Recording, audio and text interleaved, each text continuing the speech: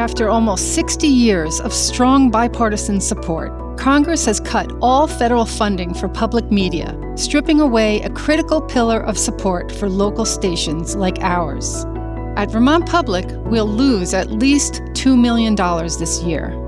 If all our sustaining members increase their gift by $7 per month, we'll close that gap for good. Increase your gift today and help close the gap at vermontpublic.org/update.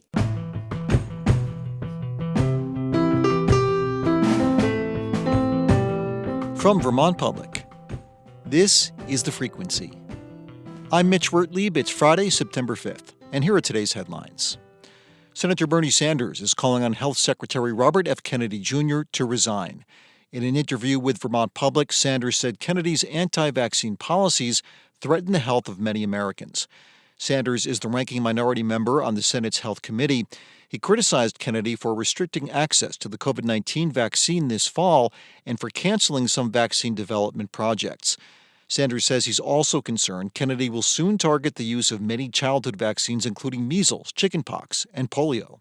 This is very dangerous. It's dangerous for our kids today, and it's certainly dangerous in terms of how well we will be prepared for a future pandemic. Kennedy attended a tense hearing before the Senate Finance Committee Thursday. Lawmakers on both sides of the aisle questioned him about his leadership. State regulators have reached a settlement with Rutland Regional Medical Center over a budget issue going back to 2023. The hospital had exceeded its budget that year, so the Green Mountain Care Board ordered it to pay back more than $5 million. It told the hospital to do so by reducing charges to commercial insurers. Rutland Regional took the board to court for this and other budget concerns. The court struck part of the order but upheld the rest. Rather than reopen the case, the hospital offered to settle. Care Board Chair Owen Foster said Wednesday the deal makes sense for both parties. I think it avoids unnecessary litigation costs, regulatory costs, staff burden, lawyer money. I appreciate the proposal. I think it's a fair proposal. Rutland Regional says it will not try to recoup the revenue it lost and says it will invest more money to reduce healthcare costs for Vermonters. This comes as state regulators prepare to vote on hospital budgets for next year. A Shelburne police officer is pleading guilty to a reduced charge that allows him to avoid jail time for fatally striking a bicyclist with his cruiser. Sergeant Kyle Kapitansky pleaded guilty on Thursday to negligent operation of a vehicle with death resulting. It's a misdemeanor that carries less penalties than the felony he was originally charged with. A judge sentenced Kapitansky to 2 years probation. He also has to complete a restorative justice program. Violating those conditions could result in prison time. Kapitansky was speeding when he struck and killed Sean Hayes early one morning last November. Prosecutors say the excess speed caused the fatal crash. Kapitansky was placed on administrative leave after the accident. Shelburne's town manager says Kapitansky is still on leave while the town reviews the recent court proceedings. A Democratic primary looks likely in New York's 21st district, with two candidates looking to unseat Representative Elise Stefanik in next year's midterm elections. NBC5 reports that Dylan Hewitt of South Glens Falls announced his bid this week. Blake Gendabine was nominated earlier in the year for a special election that never happened and remains in the race. Stefanik has not yet announced if she's running for re-election and has suggested she may consider a run for governor of New York. Earlier this week, Stefanik donated $500,000 to New York Republicans in every district. New York's 21st district borders much of western Vermont. And coming up, attendance is up at a church in East Barnard that is so old it has no indoor plumbing.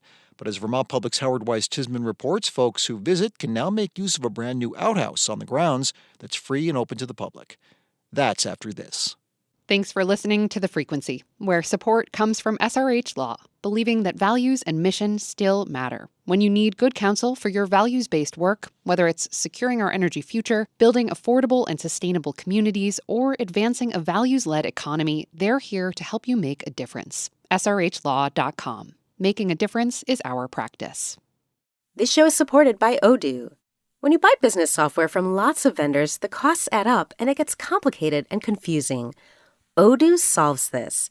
It's a single company that sells a suite of enterprise apps that handles everything from accounting to inventory to sales. Odoo is all connected on a single platform in a simple and affordable way. You can save money without missing out on the features you need. Check out Odoo at odoo.com. That's odoo.com. There's a new outhouse being built behind the East Barnard Church. When it's done, it'll be open to anyone passing through the village. And as Vermont Public's Howard Weiss-Tisman reports, the toilet is tied to a spiritual reawakening for the church community. Second bucket of screws. The outhouse that Randy Levitt is building outside of the East Barnard Church is going to be really nice. I'm trying to make it pretty. I'm trying to make it like the Greek architecture, the Greek revival architecture of the church, and clapboards, white clapboards, and kind of nice moldings and trims around the door and the soffits. And I built a little stained glass window. I think that people, when they walk in, are going to go, oh my, wow, this is nice. The East Barnard Church was built in 1834, and it doesn't have any plumbing. Randy's a retired furniture builder, and for the past few months, he's been volunteering his time to build the composting toilet behind the church, where he and his parents and grandparents were married.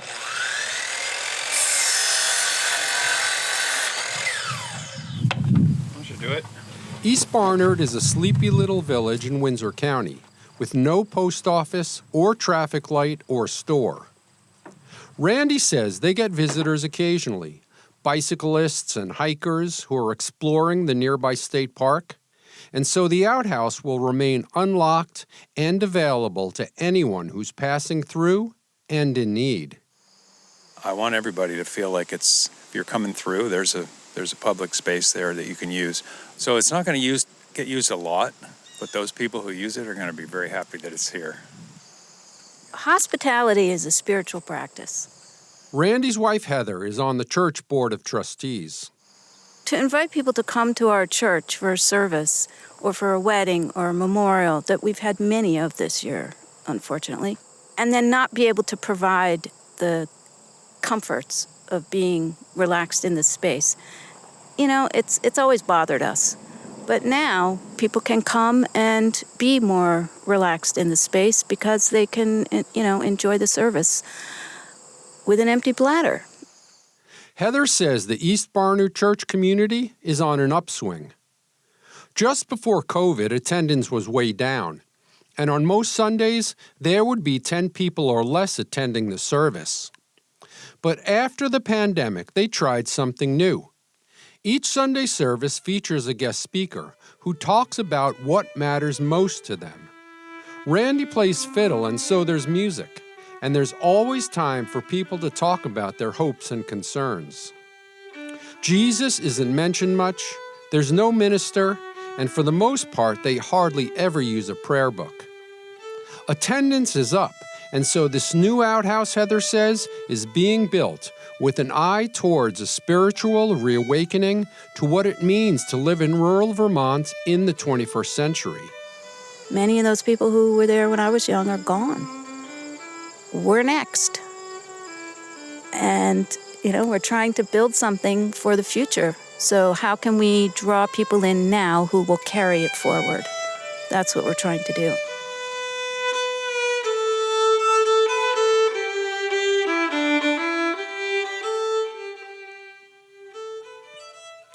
There's a lot broken in our world right now, and a lot that separates us. But Heather says the East Barnard Church and Outhouse Project show that we all have the same basic needs. We all poop, and we all depend on each other. We are all the same. It doesn't matter what your beliefs are. We're all human beings struggling with the same issues and trying to get by. And that we need to watch out for each other. For Vermont Public, I'm Howard Weiss-Tisman in East Barnard.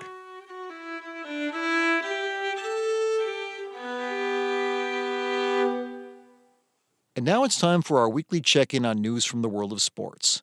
What appeared to be pretty smooth sailing in September for the Boston Red Sox in their quest to end a 3-year playoff drought suddenly feels more like a ship that sprung a leak, with the postseason depending on whether the hole isn't too big to plug up.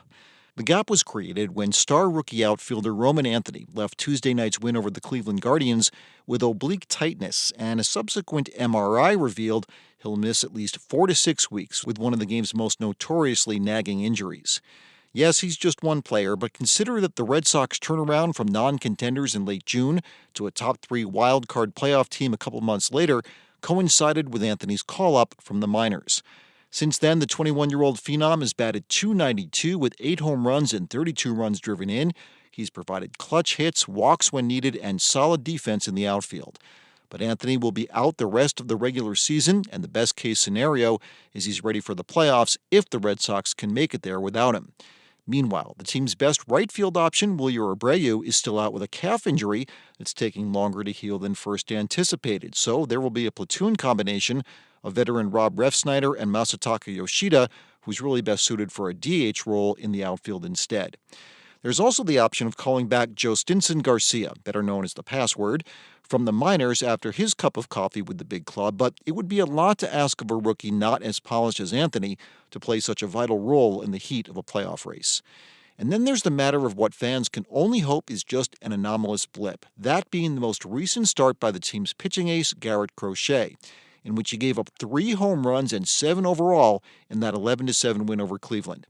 Very uncharacteristic for the pitcher who until that particular outing was neck and neck with Detroit's Tarik Skubal for this year's American League Cy Young Award.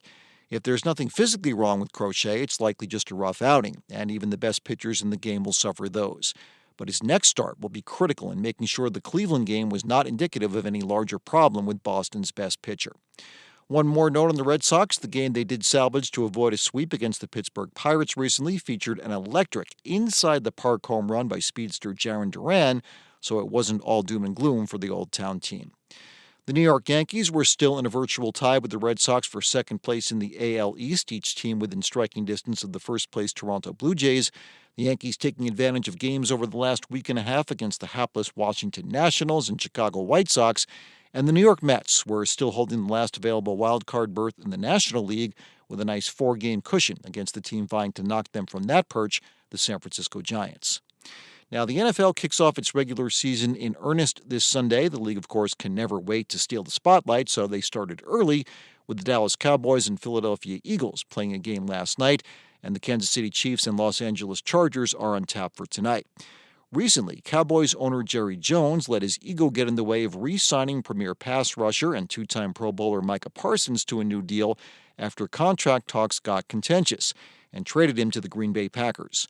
Jones better hope that doesn't result in a second straight year of missing the playoffs in Dallas.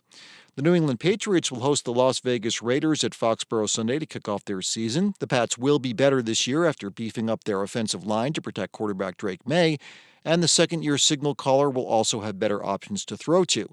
But new coach and former Patriots player Mike Vrabel still faces a stiff challenge getting the Pats to the playoffs this year.